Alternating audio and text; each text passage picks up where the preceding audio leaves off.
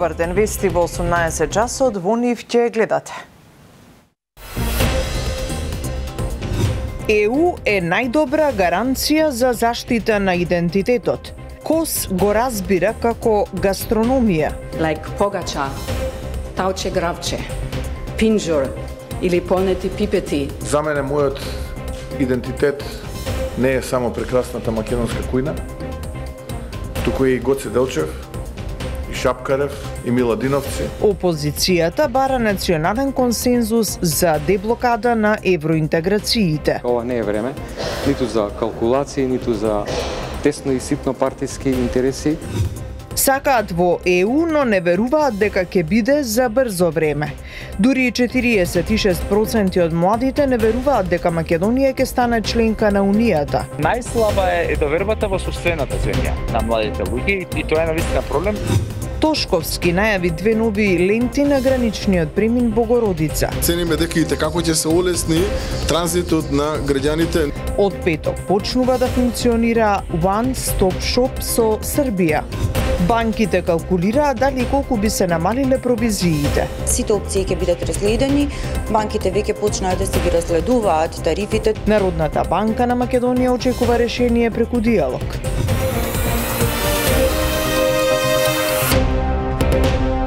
А по завршувањето на самитот Европската Унија, Западен Балкан, посветен на планот за раст, попладнево во МНР се одржи и последниот настан поврзан со самитот организиран од Атлантскиот совет, на кој обраќање имаше и шефот на македонската дипломатија Муцунски. Пред Министерството за надворешни работи е Сања Трајковска-Ставров. Сања, какви пораки беа испратени? Министерот за надворешни работи Тимчо Муцунски го оцени самитот како успешен. Тој порача дека тоа е место каде што и едната страна и другата, мислејќи на представниците на Европската Унија и на лидерите на Западен Балкан, можеле да кажат и да се обврзат на нешто што на крајот на денот мора да го испорачаат, а не само да остане на хартија. Тој кажа во однос на реформите дека сметаоти сме на добар пат. Кажа дека Македонија ги има предизвиците како и секоја земја, меѓутоа дека се одвива во добра насока и сме на добар пат. Говореше и за оние закони кои треба да поминат во собраниската процедура и објаснуваше зашто има пречки и дека не е виновна само владата. Да слушнеме изјавата. We interpret last night and today as extremely successful from a substantive aspect. Because many issues were opened and many concrete initiatives were spoken about. I would label the growth plan as a new chapter. And it reframes enlargement in itself from as a development tool, not just a geopolitical vision. And without a doubt, I mean, here no one should have any doubt that the enlargement policy has, in its nature, as it's always been historically, as a composite policy of the European Union, has always had very important political aspects attached to it, but there is also a very key development tool that is part of the reform agenda. Enlargement, at the end of the day, should not be interpreted as a charity. It's an investment, and it's a move for peace, it's a move for security, and it's a move for economic strength, both of the region, but also of Europe.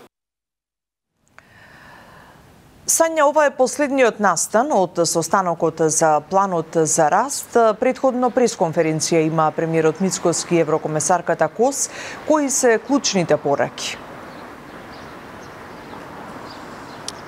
Клучните пораки би рекла дека се идентични од предходно. Кажа дека Европа нема да биде обедината без земјите од Западен Балкан, велејќи дека имаме шанса што не смееме да пропуштиме пораките. Тоа беа пораките од еврокомесарката Марта Кос. Тука секако имаше прашања околу гаранциите кои Европска Унија може да ги даде во однос на евентуални нови барања од страна на Бугарија, таа кажа дека исполнување на обврските, односно уставните измени се клучна гаранција. И премиерот секако во однос на ова кажа дека ги почитува европските вредности, меѓутоа дека не треба да има услови. Целосен извештај за пораките од самитот да ги чуеме од Јана Јосифовска. Има јасен консензус во ЕУ за дополнително и идно проширување. Сега имате шанса што морате да ја искористите. Нема да трае за секогаш. Им порача еврокомесарката за проширување Марта Кос од Скопје на лидерите од регионот. Во воведното обраќање на самитот ЕУ Западен Балкан, таа посочи дека Европа не може да биде обединета без регионот, а ЕУ останува посветена да и помогне на Македонија што поскоро да стане земја членка. Планот за раст е целосно во ваши раце. Клучните реформи не се едноставни, но се вредни и потребни се храбри лидери, кажа Кос. Можам да се разнежам кога зборувам за Западен Балкан, затоа што регионов ми е многу драг и сакам да помогнам највеќе што можам за да преминете преку целта. Знам дека клучните реформи што ги бараме од вас не се едноставни. Тие задираат закоравени структури на моќ, интереси и на многу начини бараат длабока општествена трансформација. Еврокомесарката Кос на пресконференцијата по состанокот уште еднаш повтори дека уставните измени се единствен услов за отворање на преговорите со ЕУ. Праша на какви гаранции може да даде Унијата дека Бугарија нема да го билатерализира процесот со нови барања. Според неа, важно е да има конструктивен диалог меѓу двете страни, а најдобрата гаранција за Македонија е да се испорача договореното и реформите. Премиерот Мицкоски пак повтори дека Македонија ги прифаќа европските вредности, но не со уцени и наметнувања под маска на европскиот процес. For the European Commission the situation is clear. If North Macedonia will fulfill and change the constitution, which is not easy, I am completely aware of this, then we should start immediately within intergovernmental conference without any further political decisions and conditions. Кос на денешниот самит порача дека колку што земјите ќе испорачаат од реформската агенда до 2027 година, толку и пари ќе добијат од европските фондови. Како пример за добра меѓусебна соработка го поздрави СЕПА плаќањето, како и договорот меѓу Македонија и Бугарија да продолжат соработа на железничкиот коридор 8, кој напомена дека е важен дел за ЕУ. Кос најави бесплатен роаминг од 1 јануари 2026 година, доколку има реформи во земјите од Западен Балкан, иако лидерите работат трудолюбиво и се сменат одредени закони, со ЕУ ќе може да се зборува бесплатно следната година. Така, освен за бесплатен роаминг, секако доколку се исполнат реформите, на ова се надеваат секако лидерите од самитот кои го посочија тоа. Меѓутоа, она што е клучно и како заклучок можам да кажам дека 750 милиони евра Македонија може да очекува од фондовите од Европа, доколку условено секако, доколку ги исполни реформите. Тања. Ти благодарам, Сања. А на маргините на самитот еврокомесарката имаше средба и со претседателот на СДСМ Венко Филипче, кој како што кажа од неа побарал поддршка за откочување на евроинтегративниот пат на земјава. На самитот присутен беше и албанскиот премиер Еди Рама, кој пак се сретна со лидерот на Дуи Ахмети. Двајцата, како што соопшти од партијата, разговарале за актуелната состојба со меѓуетничките односи во земјава. Михајло Ведимлиски. Европската Унија да најде начин да се деблокираат евроинтеграциите, а дома да се изгради национален консензус, порача претседателот на СДСМ Венко Филипче по средбата со еврокомесарката за проширување Марта Кос, на која ги повторил оценките дека во изминатата година имало стагнација на евроинтеграциите поради, како што кажа, отсуството на стратегија и политички диалог. Жалам што во изминатата година има стагнација на тој пат.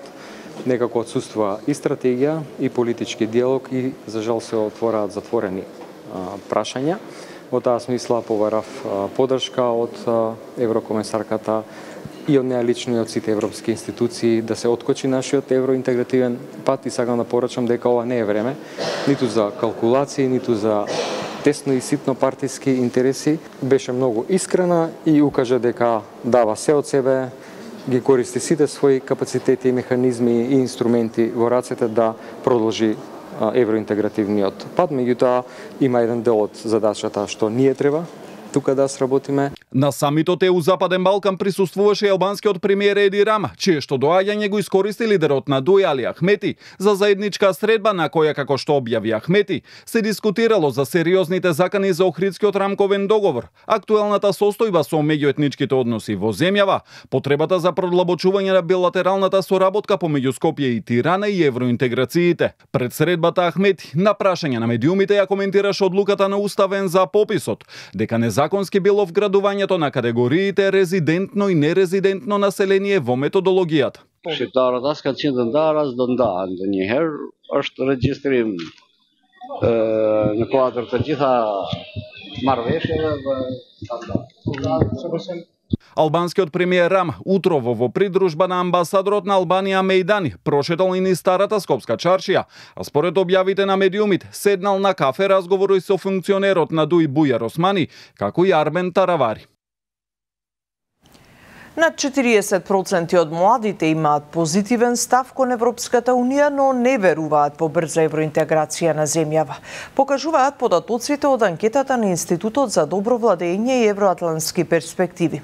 Корупцијата пак се посочува како неголема пречка за членство, за разлика од билатералните спорови, кои пак се на второто место. Здравко Димитров за ова. Над 40% од младите гледаат позитивно на Европската Унија, но немаат верба во брза интеграција на земјава, покажува анкетата на Институтот за добро управување и евроатлантски перспективи. Според податоците, речиси 36% од испитаниците сметаат дека македонската евроинтеграција ќе се случи, но дека тоа ќе биде во подалечна иднина. Интересно е тоа што младите како најголема пречка на евроинтегративниот пат на земјава ја посочиле корупцијата, дури 85%, наспроти 61% кои најголема кочница гледаат во билатералните спорови. Речиси исте процентот на испитаници кои сметаат дека ниската доверба во институциите е еден од најголемите проблеми за членство на Македонија во Унијата. Најслаба е довербата во сопствената земја на младите луѓе и тоа е навистина проблем и јас го гледам само во политизацијата. Неопходно е обединување на сите сили на овој пат во земјата, потрагата по Европска Унија, значи потрага по квалитетно здравство, значи потрага по квалитетно образование, значи немање корупцијски скандали.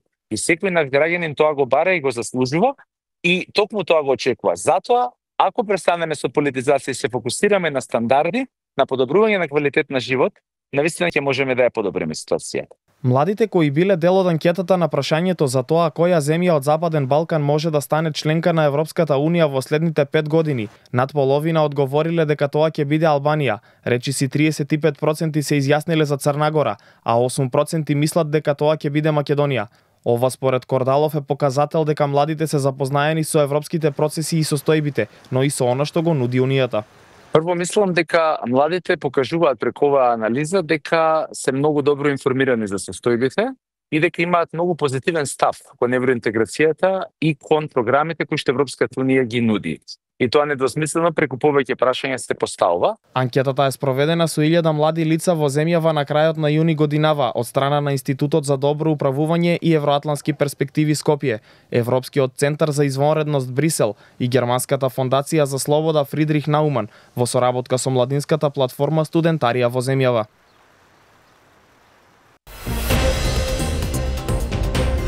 Свидетелствата заминуваат во историја.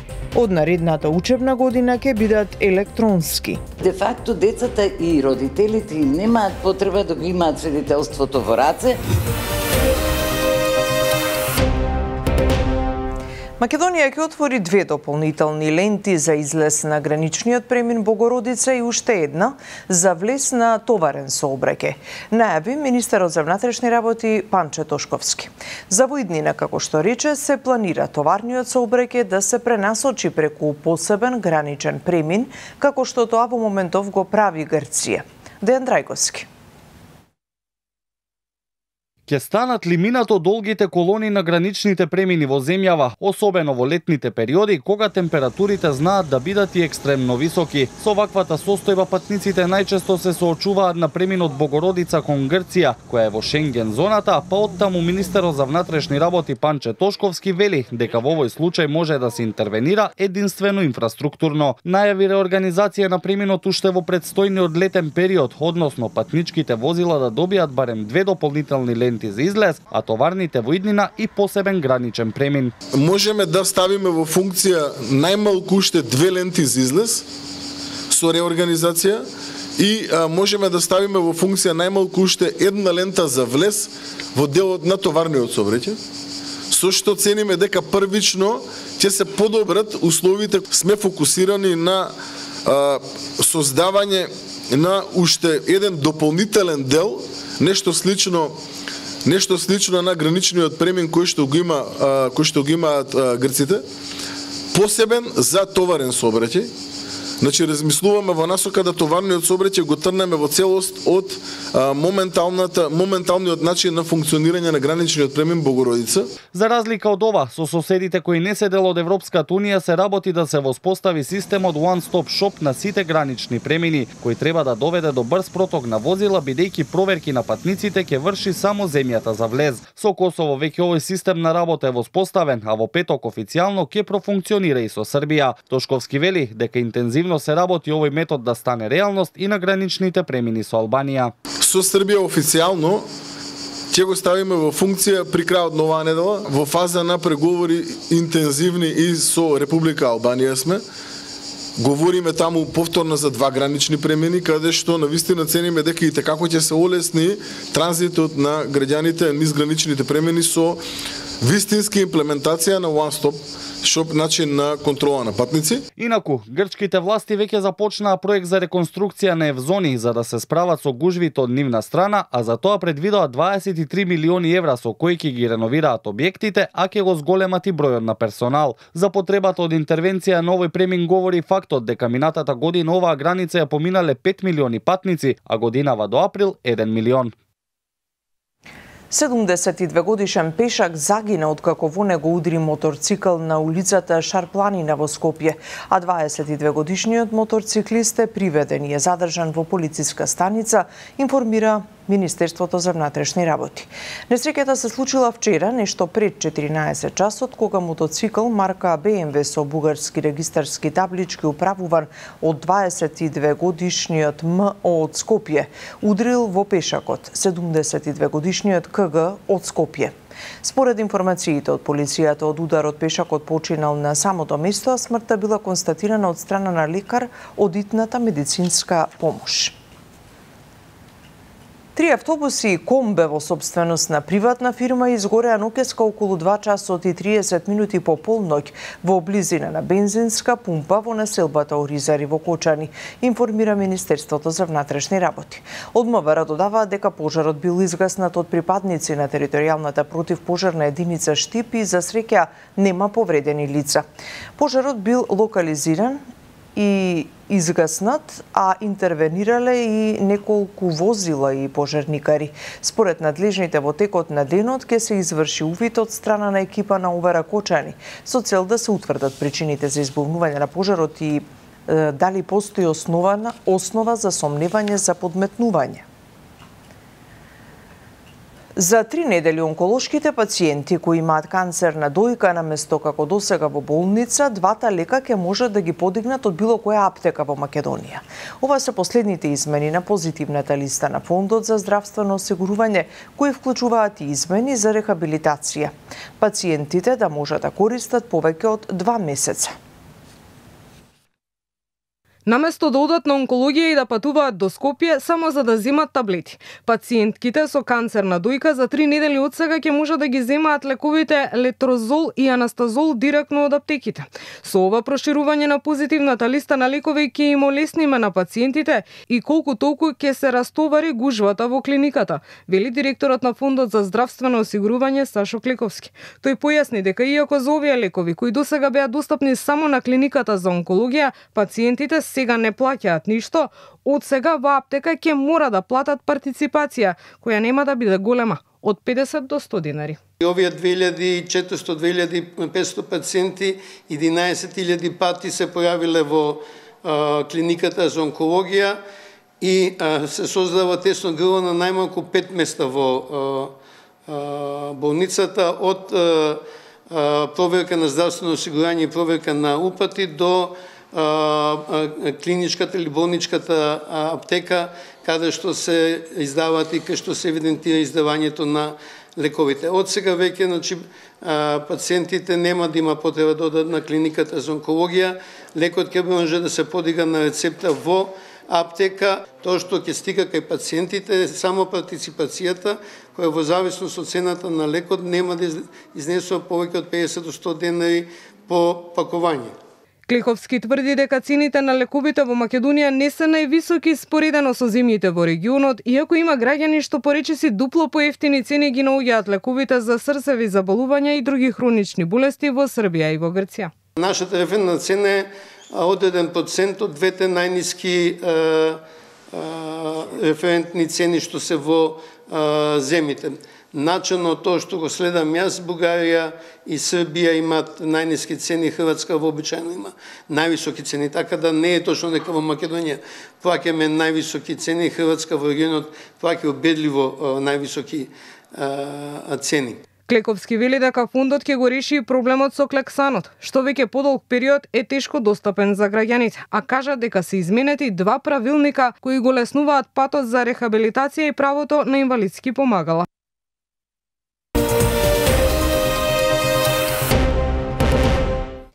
Банките ги разгледуваат тарифите за можноста за намалување на провизиите на одредени услуги по барањето што го упати минатата недела гувернерот на Народна банка Трајко Славевски во Македонската банкарска асоциација. Сепак оттаму вела дека тоа е индивидуална одлука на секоја банка. Сандра Спасовска.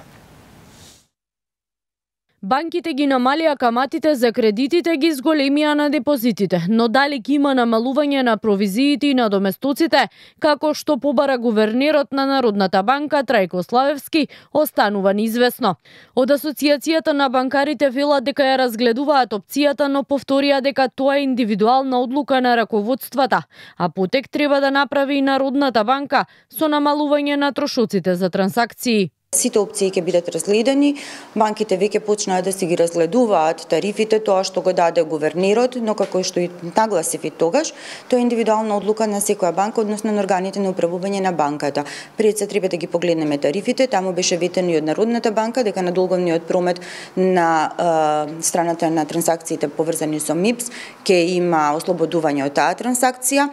Тоа се покомплексни пресметки за едното и за другото, така да во соодветно време ќе реагираат. Минатата недела Славевски најави дека ако банките не се договорат преку измени во закон, Народна банка ќе ги регулира провизиите, би се формирало регулаторно тело, како што е случај со цените на струјата, природниот газ, водата, телекомуникацијските услуги. Но од Народна банка се уверени дека преку диалог ќе се најде заедничко решение. Народната банка веќе најави превземање на конкретни чекори, кои што значат намалување на трошоците на банките за поремнување на плаќањата преку МИПС системот на НБРМ. Во комуникација сме со банките, кои ова прашање секако го разгледуваат низ призма на пазарната динамика и интересите на клиентите, и во очекување сме дека во духот на одговорност и соработка во кој со време ќе излезат со своји видувања, велат од Народната банка за Канал 5. Инаку, според последниот извештај на Централната банка за 2024, македонскиот банкарски сектор остварил вкупен профит од нешто над 280 милиони евра, а само од провизии и надоместоци имале приходи од околу 115 милиони евра, што е речиси еднакво на вкупните трошоци кои ги имале заплати за сите вработени. Од наредната учебна година, наместо печатени, свидетелствата од завршените одделенија во основно образование ќе бидат во електронска верзија и дигитално ќе бидат преземани од средните училишта во кои учениците ќе се пријават за упис, најави министерката за образование Јаневска. Повеќе од Јорданчо Цветановски. Свидетелствата заменуваат во историјата. Од следната година тие ќе се издаваат по електронски пат, најави министерката за образование Весна Јаневска. Тврди дека министерството и годинава било подготвено да го започне тој процес. Меѓутоа се уште делови од земјава не се добро опремени со дигитална технологија. Според неа, преку оваа промена, средните училишта и факултетите во иднина ќе можат да ги повлечат свидетелствата за нивните идни ученици и да имаат увид во нивниот успех. Де факто, децата и родителите немаат потреба да го имаат свидетелството во раце, Освен што може би ете тоа е начин некако социјално да се дружат, да се пофалат, да се израдуваат, па некои да се разочараат за да вложат повеќе труд. Затоа се уште велиме дајте ги и во хартиена форма, додека населението не се подготви. Затоа што навистина имаме рурални средини и помали општини каде што немаат компјутерска лабораторија или училница, нели, каде што интернетот не е стабилен. Во однос пак на уписите на средношколците, кои утре ќе дознаат дали се примени во посакуваните училишта по вториот уписен рок. Јаневска кажа дека е радува податокот што и оваа година има огромен интерес за стручните училишта. Јас сум многу задоволна што годинава повторно се полнат средните стручни училишта, што е многу добро за државата, секако и за младите луѓе кои утре ќе можат да излезат на пазарот на труд и дел да се приклучат на високото образование. Да, има за скопските познати гимназии, исто така пријавување. Инаку според податоците на Министерството за образование собрани од училиштата, за второто јунско пријавување има над 16.000 слободни места за упис на ученици, од кои над 12.000 се за стручно, а речиси 4.000 за гимназиско образование. И завршуваме вестите, останете со Канал 5, гледајте само вести, ние ќе се видиме во вечерните вести. Пријатно!